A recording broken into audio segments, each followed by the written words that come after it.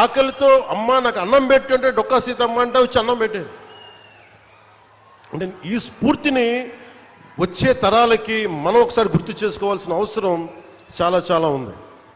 అందుకని ఆయన గౌరవార్థం అమరజీవి ఈ జలధార కార్యక్రమానికి ఎవరి పేరు పెట్టాలి, ఏం పేరు పెట్టాలి చాలాసార్లు ఆలోచించిన తర్వాత ఆ మహానుభావుడికి మించిన పేరు ఏది రాలేదు. మనస్ఫూర్తిగా వారికి శతకోటి నమస్కారాలు, శతకోటి దండాలు తెలియజేస్తాం. ఆ మహానుభావుడు చనిపోయాను, పంచభూతాల్లో కలిసిపోయారు, కానీ ఆయన ఆత్మ శక్తి ఇక్కడే తిరుగుతూ ఉంటుంది. ఎందుకంటే మనం మంచి వాళ్ళని పెంపొందించుకుంటే తప్ప సమాజానికి మంచి చేయలేం. మీరు ఎవరిని ఆరాధిస్తారో మీరు వాళ్ళలా తయారవుతారు. నేను పొట్టి శ్రీరాములు ఆరాధించాను, ఒక బూర్గుల రామకృష్ణారావుని ఆరాధించాను, ఒక చంద్రశేఖర్ ఆజాద్ని ఆరాధించాను. నేను క్రిమినల్స్ని ఆరాధించలా, దోపిడీ చేసేవాళ్ళని, దగా చేసేవాళ్ళని నేను ఆరాధించలా, హక్కుల కోసం పోరాడే వాళ్ళని ఆరాధించాను. దానివల్లే నేను తగ్గి 10 సంవత్సరాలు పార్టీ పెట్టి నేను తగ్గి,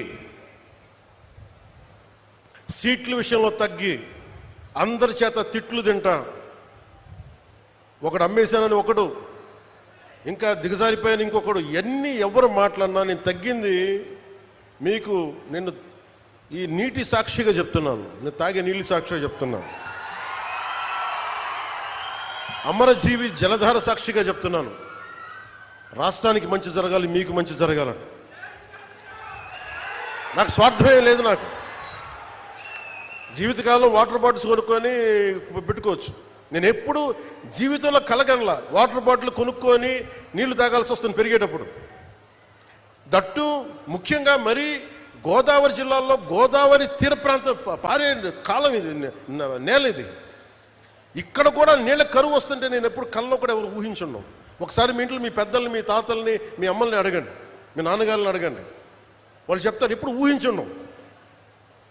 2018లో నేను భీమవరం వెళ్ళి 2000 వరుసగా తిరుగుతున్నప్పుడు భీమవరంకి వెళ్తే మన నాయకర్ గారే ఉన్నారు. వెళ్ళి ఆయన ఎక్కడో కూర్చోబెడితే నీళ్ళు ఇస్తే పసుపు పచ్చకున్నాయి బాత్రూంలో, అవి వడకట్టుకొని తాగాలంట.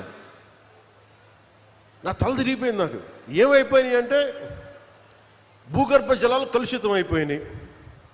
ఒకవైపు నిండు నది గోదావరమ్మ పారడం ఏంటి, ఆర్థర్ కాటన్ కట్టిన బ్రిడ్జిలు ఉండి అన్నీ ఉండి ఈ ఆక్వా పొల్యూషన్కి మొత్తం భూగర్భ జలాలు కలుషితం అయిపోయినాయి అంటే నవ్వాలా ఏడవాలా నాకు అర్థం కాల. అదే మీరు చూడండి, ఈ రోజున దాదాపు 3,000 కోట్లు, 3,500 కోట్ల రూపాయలతోటి, దాదాపు 9,000 కోట్ల రూపాయలతోటి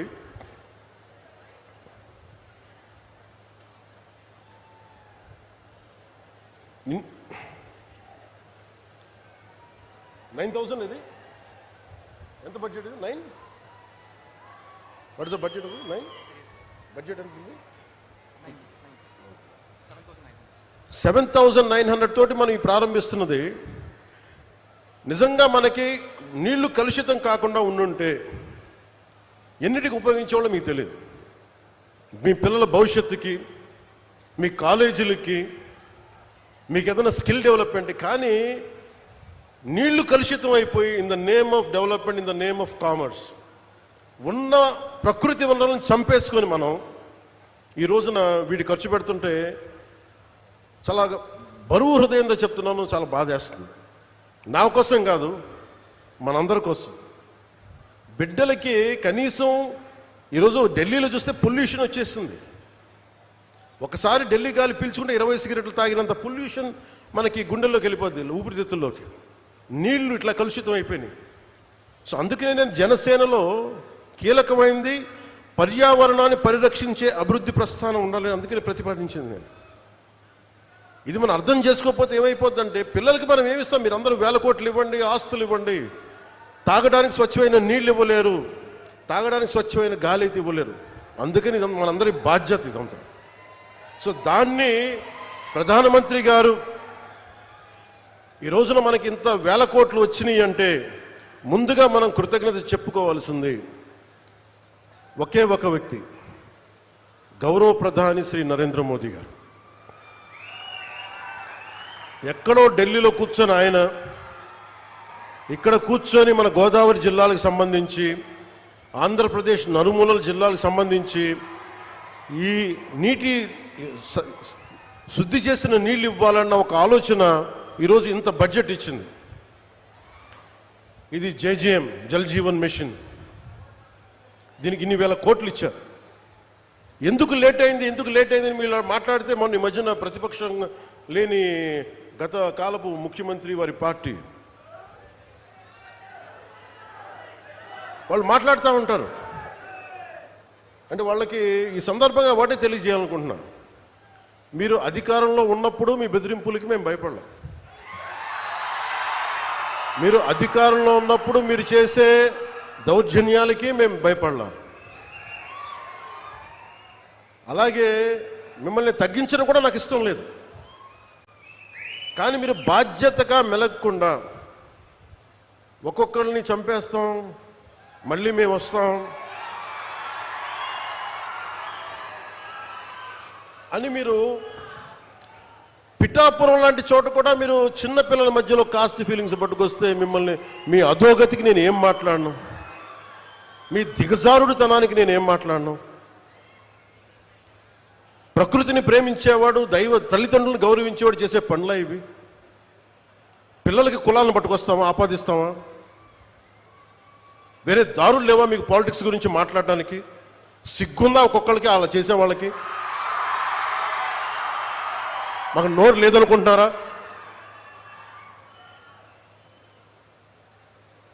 కూర్చొని మీరు కాంట్రాక్ట్లు వేస్తే కాంట్రాక్ట్లు వేసిన వాళ్ళందరినీ మేము బెదిరించేస్తాం, జైల్లో పెడతామంటే ఏమనుకుంటున్నారా మీరంతా?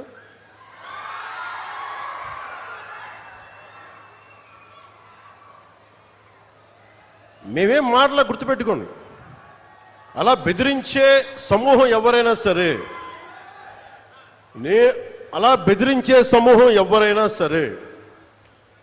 మిగతా వారి గురించి నాకు తెలియదు.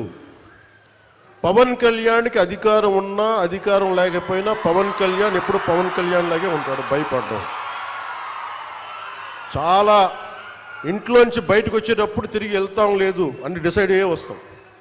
అందువల్ల మీ ఆకు రౌడీలు కానీ, అలాగే చెప్తున్నా, ఏదైనా మాట్లాడితే అధికారులు కూడా భయపడుతున్నారు. ఎందుకు భయపడుతున్నారంటే చెవుల్లో చెప్తారు, అదే సార్ వాళ్ళ వెనక చాలామంది రౌడీలు ఉంటారండి, కిరాయి హంతకులు ఉంటారంటే, మీకు కరెక్ట్గా యోగి ఆదిత్యనాథ్ లాంటి ట్రీట్మెంట్ కనుక ఒక్కొక్కడికి ఇస్తే, ఒక్కొక్కడికి రౌడీజం అంటే కాలు కీలు తీసి మడత పెట్టి కింద కూర్చోపెడితే, అప్పుడు కరెక్ట్గా చెప్తా, కరుడు గట్టిపోయిన జీవితకాలం ఒకే మన వాళ్ళతో ఏకీభవించకపోవచ్చు. నక్సలైట్స్ తోటి, వామపక్ష తీవ్రవాదులతో మనం ఏకీభవించకపోవచ్చు. అలాంటి బలమైన ఆర్గనైజేషన్నే కకావికలం అయిపోయిన పరిస్థితుల్లో ఉంటే ప్రభుత్వం తలుచుకుంటే, అలాంటిది ఇన్ని లక్షల మంది పోలీసు ఉండి, ఇన్ని వందల మంది ఐపీఎస్లు ఉండి, 1000-2000 ఉన్న డిఎస్పీలు ఉండి, అలాంటి కిరాయి గ్యాంగుల్ని మెయింటైన్ చేసే వ్యక్తుల మీద